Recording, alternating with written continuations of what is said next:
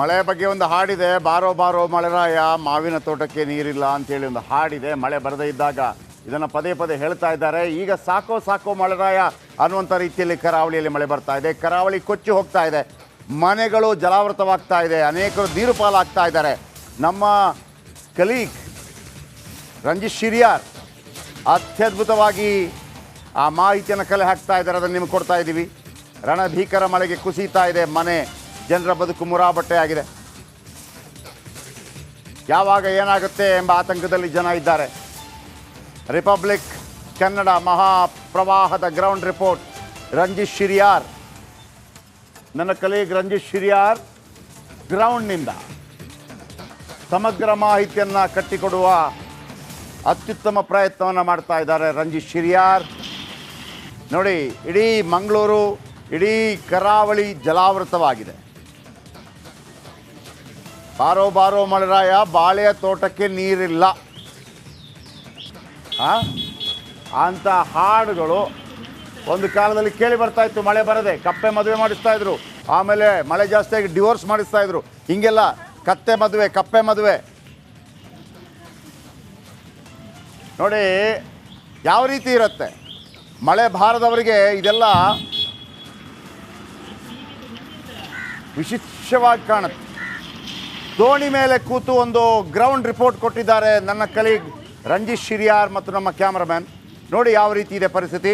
ಅಲ್ಲಿಯ ಜನರ ಜೀವನ ಕೂಡ ಇದೇ ರೀತಿಯಾಗಿದೆ, ದೋಣಿ ಮೇಲಿನ ಜೀವನವಾಗಿದೆ. ತೋರಿಸ್ತಾರೆ ನೋಡಿ ರಂಜಿತ್.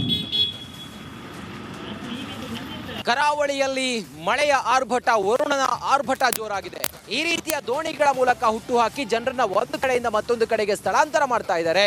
ಪ್ರತಿ ಬಾರಿಯೂ ಕೂಡ ಸೌಪರ್ಣಿಕ ನದಿ ತೀರ ಪ್ರದೇಶದ ಜನರು ಪಡುತ್ತಿರುವಂಥ ಪರಿಪಾಟಲು ಹೇಳಲಿಕ್ಕೆ ಅಸಾಧ್ಯ ಆಗಿದೆ.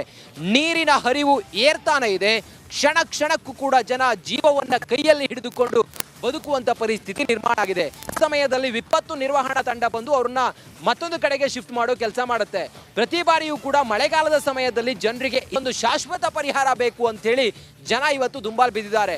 ಮಾನ್ಯ ಈ ಭಾಗದ ಶಾಸಕರು ಇವತ್ತು ಈ ಭಾಗಕ್ಕೆಲ್ಲ ಬಂದು ಜನರ ಸಂತ್ರಸ್ತ ಜನರ ಅಳಲನ್ನು ಕೂಡ ತೋಡುವವರಿದ್ದಾರೆ. ಸದ್ಯಕ್ಕೆ ರಿಪಬ್ಲಿಕ್ ಕನ್ನಡ ಇವತ್ತು ಬೆಳಿಗ್ಗೆಯಿಂದ ಸಂಜೆವರೆಗೂ ಕೂಡ ಕರಾವಳಿಯ ಬೈಂದೂರು ಸೇರಿದಂತೆ ಉಡುಪಿ ಜಿಲ್ಲೆ ಸೇರಿದಂತೆ ದಕ್ಷಿಣ ಕನ್ನಡದ ಮಳೆಯ ಅವಾಂತರದ ಕ್ಷಣ ಕ್ಷಣದ ಅಪ್ಡೇಟ್, ಪಿನ್ ಟು ಪಿನ್ ಮಾಹಿತಿಯನ್ನ ನಿಮ್ಮ ಮುಂದೆ ನೀಡುತ್ತೆ.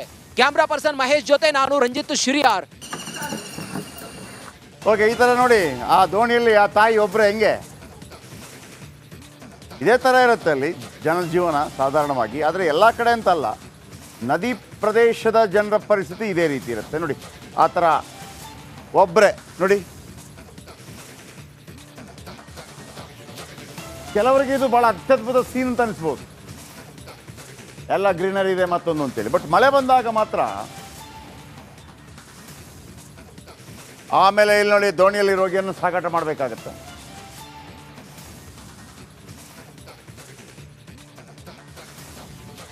ಹರೀಶ್ ನಮ್ಮ ಉಡುಪಿ ರಿಪೋರ್ಟರ್ ಅವರೊಂದು ವಾಕ್ ಥ್ರೂ ಮಾಡಿದ್ದಾರೆ ಉಡುಪಿ ಬಗ್ಗೆ ಮಾಹಿತಿಯನ್ನು ಕೊಡೋದಕ್ಕೆ. ಆಮೇಲೆ ದಿನೇಶ್ ಮಂಗಳೂರಿನಿಂದ.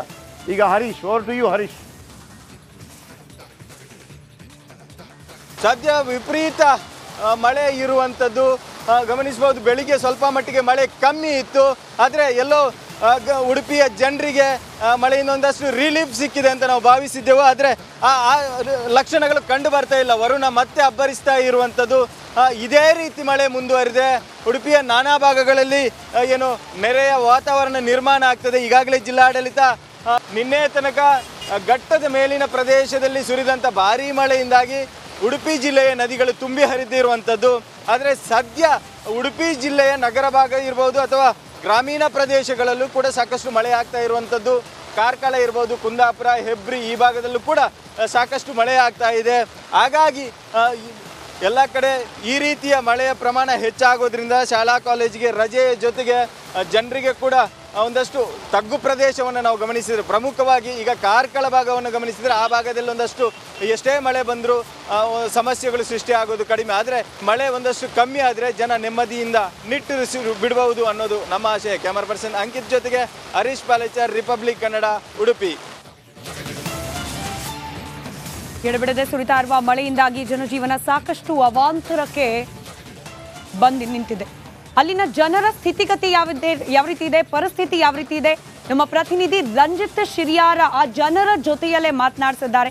ಏನ್ ಹೇಳಿದ್ದಾರೆ ಜನ, ಅವರ ಪರಿಸ್ಥಿತಿ ಯಾವ ರೀತಿ ಇದೆ ನೋಡು. ಹರಿದ್ರ ಮಳೆ ಆರ್ಭಟ ಕರಾವಳಿಯಲ್ಲಿ ಜೋರಾಗ್ತಾ ಇದೆ. ಬೈಂದೂರು ಭಾಗದಲ್ಲಂತೂ ಈ ಭಾಗದ ಗ್ರಾಮಗಳಲ್ಲಿ ಸಂಪೂರ್ಣವಾಗಿ ನೀರು ತುಂಬಿಕೊಳ್ತಾ ಇದೆ. ಕ್ಷಣ ಕ್ಷಣಕ್ಕೂ ಕೂಡ ಮಳೆಯ ಮಟ್ಟ ಹೆಚ್ಚುತ್ತಾ ಇದೆ. ಸೌಪರ್ಣಿಕಾ ನದಿ ಉಕ್ಕಿ ಹರಿತಾ ಇದೆ. ಸೌಪರ್ಣಿಕಾ ನದಿಯ ಅಕ್ಕಪಕ್ಕದ ದಡದ ಮನೆಗಳಿಗೆ ಈಗ ಪ್ರವಾಹದ ಭೀತಿ ಎದುರಾಗಿದೆ. ಮತ್ತು ಯಾವುದೇ ಕ್ಷಣದಲ್ಲಿ ಮನೆ ಮಠಗಳು ಕುಸಿಯುವಂಥ ಪರಿಸ್ಥಿತಿ ಇದೆ. ನೋಡಿ, ಇಲ್ಲಿ ನೀವು ಗಮನಿಸ್ತಾ ಇದ್ದೀರಿ, ಪಕ್ಕದಲ್ಲಿ ಹೊಳೆ ಇದೆ, ಅದ್ರ ಪಕ್ಕದಲ್ಲಿ ಸೌಪರ್ಣಿಕಾ ನದಿ ಇದೆ. ಈ ತೋಡು ಮಳೆ ಬಂದಾಗ ಸಂಪೂರ್ಣ ನೀರು ತುಂಬುತ್ತೆ. ನೀರಾಗಿದೆ ಮನೆಗೆ ಅನ್ನೋದನ್ನು ಗಮನಿಸಿ. ಈ ಮನೆ ನೀರು ಹರಿತಾ ಇರೋದ್ರಿಂದಾಗಿ ಅಥವಾ ವಿಪರೀತವಾಗಿ ಮಳೆ ಆಗ್ತಾ ಇರೋದ್ರಿಂದಾಗಿ ಪ್ರವಾಹದ ಪರಿಸ್ಥಿತಿಯಿಂದಾಗಿ ಅಲ್ಲಿ ಕುಸಿದು ಹೋಗಿರುವಂಥ ಗಮನಿಸ್ತಿದೆ ನೀವು, ಕುಸಿದು ಹೋಗಿದೆ. ಯಾವುದೇ ಕ್ಷಣದಲ್ಲಿ ಬೇಕಾದರೂ ಈ ಮನೆ ಕುಸಿಯುವಂಥ ಸಾಧ್ಯತೆ ಇದೆ. ಇಲ್ಲಿ ಚಿಕ್ಕ ಚಿಕ್ಕ ಮಕ್ಕಳಿದ್ದಾರೆ, ವಯೋವೃದ್ಧರಿದ್ದಾರೆ, ಮಹಿಳೆಯರಿದ್ದಾರೆ, ಪುರುಷರಿದ್ದಾರೆ. ಯಾವುದೇ ಕ್ಷಣದಲ್ಲಿ ಮನೆಯ ಈ ಪಾರ್ಟ್ ಕುಸಿಯುವಂಥ ಸಾಧ್ಯತೆ ಇದೆ. ಕೆಳಭಾಗದ ಮಣ್ಣು ಆಲ್ರೆಡಿ ಜರುಗಿರೋದ್ರಿಂದಾಗಿ ಇದು ಸಂಪೂರ್ಣವಾಗಿ ಕುಸಿಯುವ ಭೀತಿ ಈಗ ಇಲ್ಲಿನ ಮನೆಯವರಿಗೆ ಕಾಡ್ತಾ ಇದೆ. ನೋಡುವ, ಈ ಜನರಿಗೆಲ್ಲ ಪರಿಹಾರ ಮತ್ತು ಈ ಮಳೆಯಿಂದ ಆಗುವಂಥ ಅವಾಂತರದ ಕುರಿತಾಗಿ ಯಾವ ರೀತಿ ಅವರು ಶಾಶ್ವತವಾದಂಥ ವ್ಯವಸ್ಥೆಯನ್ನು ಮಾಡ್ಕೊಳ್ತಾರೆ ಅನ್ನೋದನ್ನು ಕಾದು ನೋಡಬೇಕಾಗಿದೆ. ಕ್ಯಾಮ್ರಾ ಪರ್ಸನ್ ಮಹೇಶ್ ಜೊತೆ ನಾನು ರಂಜಿತ್ ಶಿರಿಯಾರ್, ರಿಪಬ್ಲಿಕ್ ಕನ್ನಡ, ಉಡುಪಿ.